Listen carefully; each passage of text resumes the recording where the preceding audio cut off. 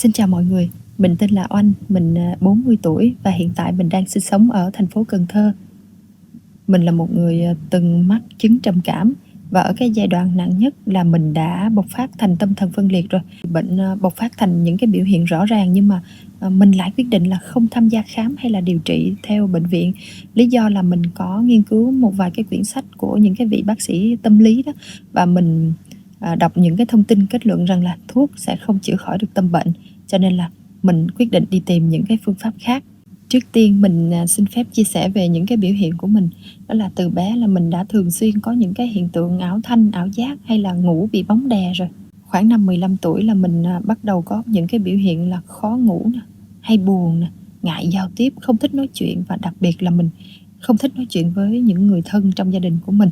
Mình không thấy có niềm vui nữa. Trong khi ở cái độ tuổi đó là cái độ tuổi mới lớn, là thường là các bạn rất là vô tư đó, và yêu đời.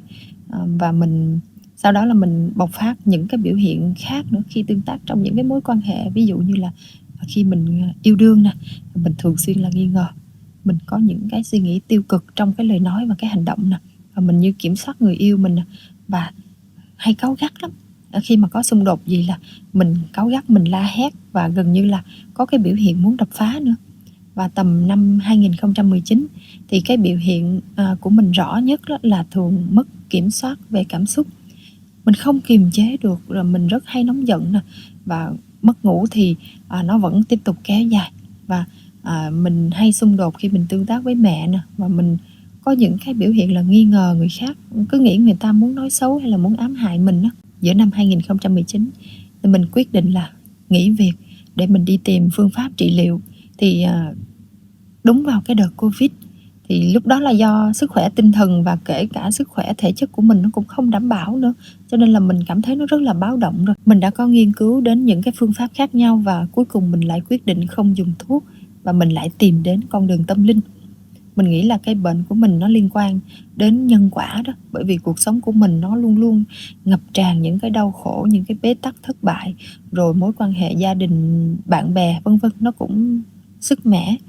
Thì sau đó mình thấy một cái thông tin cái khóa thiền, thì mình đã đăng ký học. Thì sau cái khóa học thiền đó, mình bộc phát thành ảo thanh, ảo giác, và cơ thể của mình nó tự cử động, nó không theo cái ý chí chủ quan của mình nữa. Thì sau đó là mình lại tiếp tục lao vào nghiên cứu tâm linh, tại vì mình nghĩ là mình bị vấn đề tâm linh nó nặng quá rồi, bây giờ mình phải tìm cách hóa giải. Thì sau những cái thiền định nè, rồi mình cũng có tụng kinh sách nè, mong tìm được giải pháp nè. Mình theo dõi rất nhiều những cái bài giảng thuyết pháp và những cái trường phái tu tập tâm linh khác nhau, trường phái chữa lành khác nhau, nhưng mà mình đều không thấy hiệu quả.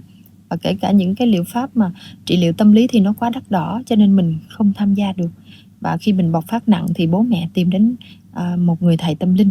Thì họ cũng làm những cái lễ cúng, họ nói rằng là mình bị vong theo nè, rồi giải vong giải bùa gì đó. Sau đó thì mình vẫn không khỏi, thì họ lại kết luận rằng là mình có số phải làm thầy, mình phải đi theo họ để mình học hỏi cái nghề đó, nếu không thì một là phát điên, hoặc hai là mình sẽ không sống được. Thì cái lúc đó là mình sợ lắm, tình trạng sức khỏe thì nó suy nhược rất là nặng, thường xuyên mình bị ngất xỉu nè, choáng váng nè, rồi nhịp tim thì rối loạn nè, huyết áp thì lúc tăng lúc giảm, và thường xuyên là khó thở, căng tức. Mình có cái giai đoạn là không thể nằm mà chỉ có thể ngồi tựa vào tường thôi, mà cũng không thể ngủ đâu. Thiêm thiếp thôi là bắt đầu là người nó hay bị giật bắn lên. Có người thì lúc nào cũng lạnh nha, sợ nước nè, rồi có những cái lúc mình còn bị co giật nè, mặt mũi mình nó méo mó hết nè, mồm miệng và lưỡi nó cứng, rất là khó để nói chuyện, khó nó phát ra một cái từ ngữ. Và có những cái đêm mà lạnh toát là tay chân nó co quắp lại. Và cái sự ảo giác nè, mình nghe tiếng nói trong đầu xui, mình làm rất là nhiều việc này việc kia liên quan đến cái việc cầu cúng tâm linh nè, tu tập nè, và những cái thông tin rất là tiêu cực. Và có những lúc mình nhắm mắt là mình luôn luôn thấy là thần thánh Phật nè, họ rồi trước mắt mình nè, rồi nhiều khi mình múa may nè, mình nói linh tinh hết. Mình có lúc mình tự nhiên mình nói ra cả tiếng Trung Hoa nữa, và mình la hét. Đó là những cái giai đoạn đỉnh điểm. Thậm chí là có những lúc mình đã suy nghĩ đến cái hành động dại dột rồi đó. Thì còn về trải nghiệm về thuốc, thì có một lần mình nhập viện thì mình được bác sĩ kê cho mình một cái loại thuốc chống loạn thần để uống trước khi ngủ nè. Thì uống vào thì mình cảm thấy choáng váng nôn nao suốt cả đêm luôn, mình vẫn không hề ngủ được và nằm ngủ thì mê man mộng mị rất là đáng sợ. Và, có một lần mình cũng, được gia đình đưa mình đi đi lên Bình Dương để tìm một cái vị thầy tâm linh khá là nổi tiếng. Lúc đó mình cũng thấy một cái vị khách khác nữa, họ đến lần thứ hai, hình như là điều trị lần một á, rồi họ không khỏi, lần sau họ tìm đến. Thì, cái vị thầy đó cũng nói với mình là cúng gởi vong đi, sau đó mình đi về. Sau đó là họ cũng hướng dẫn mình với gia đình mình là làm một cái lễ cúng lạy sám hối giữa sân nhà vào buổi đêm. Thì sau đó mình thấy những cái đó nó không có tác dụng với mình, thì, gia đình mình thì quyết định là đưa mình đi về về quê ở ngoài Bắc, gặp một cái cô đồng thì cũng cũng y như vậy, cũng bảo là mình có căn số rồi mình phải đi ra hầu đó. Thì, cái lúc đó là mình chưa tin đâu, chưa tin về cái vấn đề, căn số, hầu đồng, thì mình lại tìm một cái lý do thoái thác để mình về miền Nam đó. Mình thử đi tìm một một cái vị thầy nữa đi, xem, mình có khỏi không, thì nếu như không khỏi thì mình sẽ quay trở ra, mình quyết định là mình hầu. Thì, sau đó là mình mất niềm tin hoàn toàn vào tâm linh, tại vì mình đi cái vị thầy kia thì họ cũng không giúp gì được cho mình. Thì sau đó là mình quyết định là mình liều, mình bỏ luôn, mình không sợ thầy bà, không nghe theo lời dẫn dụ gì hết.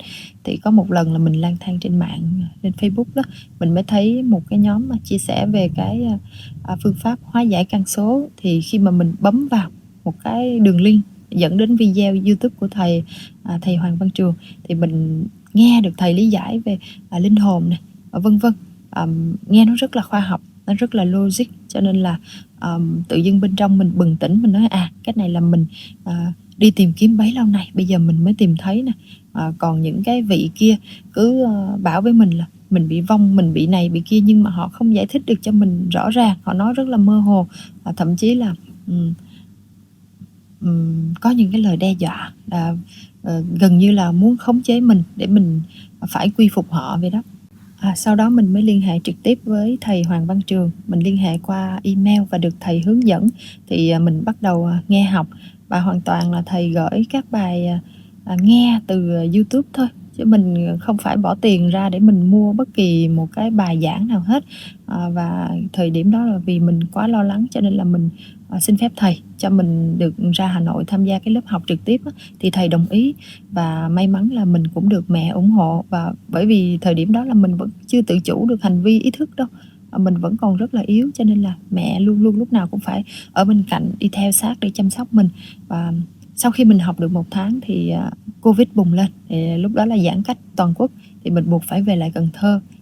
Mình đợi chờ sau 1 năm, thì, đến khi, năm 2022 thì thầy, bắt đầu mở lại được cái lớp, thì thầy tổ chức cái lớp học nghiên cứu, thì mình đã ra tham gia học 7 tháng. Thì thời điểm đó là, bố mình đưa mình ra và mình đã có thể tự ở đó ăn học, sinh hoạt, một mình, và mình cũng có được cái sự, hỗ trợ của những cái, anh chị, học trước đó, những cái bạn học trước. Trong quá trình học thì mình, xung đột rất là nhiều. Thời gian đầu thì mình khá là bối rối bởi vì mình mất cái khả năng tư duy rồi, mình rất là chậm chạp, trí nhớ thì sa sút, mình vừa nghe là mình quên luôn. Mình không có khả năng phản xạ nhanh nhạy đâu. Ví dụ như, người ta nói chuyện với mình thì mình cũng phải suy nghĩ một lúc mình mới đưa ra được cái phản ứng. Mình cũng không đọc chữ được vì lúc đó là mắt mình nhòe hết lên và trí tuệ của mình lúc đó chỉ như một cái đứa bé thôi. Sau khi kết thúc cái lớp nghiên cứu là mình rất là hạnh phúc khi, thầy kết luận rằng là mình đã khỏi bệnh. Và, một cái lời khuyên mình muốn chia sẻ đến mọi người đó là, bản thân mình cũng trải nghiệm rất là nhiều những cái phương pháp từ ăn uống nè, thải độc nè, rồi, bổ sung tất cả các kiểu dinh dưỡng nè, rồi thuốc nam, thuốc bắc, rồi mát-xa bấm huyệt. Thì mình tin rằng cũng rất là nhiều người cũng trải nghiệm giống như mình, đó, đã qua tất cả những cái phương pháp ăn uống thải độc nè, thuốc, tu tập, cầu cúng, và mình thấy là tiền mất tật mang, nhưng mà bệnh vẫn không khỏi. Thậm chí là sau đi những cái cuộc, tham gia cầu cúng tâm linh thì bệnh mình càng nặng thêm. Thì bao nhiêu loại thuốc cũng uống vào thì cơ thể nó càng mệt mỏi rã rời, bởi vì, mình không hiểu được cái gốc và mình không trị liệu đúng cái gốc của bệnh. Thì tất cả những cái trường hợp tâm bệnh khác cũng vậy thôi. Nhưng mà dù sao cũng nhờ như vậy cho nên mình mới có cái sự quyết tâm rất là lớn, đó là mình bám theo học tri thức. Không thể nói là mình tin hay hiểu ngay từ đầu, bởi vì khi đó là mình không còn cái lựa chọn nào khác. Đấy, mình đứng giữa cái ranh giới là mình phát điên hoàn toàn và mình rất là sợ hãi, mình không bao giờ muốn cái cuộc sống mình nó lại diễn ra theo cái hướng như vậy.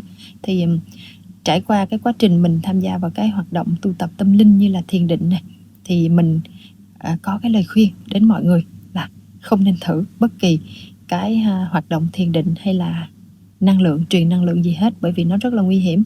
Sau này mình học, tri thức thì mình mới hiểu được bản chất của những cái vấn đề, những cái phương pháp chữa lành đó mang lại những cái lợi hay là những cái, tác hại như thế nào. Thật sự là không có thiền định hay là cầu cúng nào mà khỏi được bệnh hết.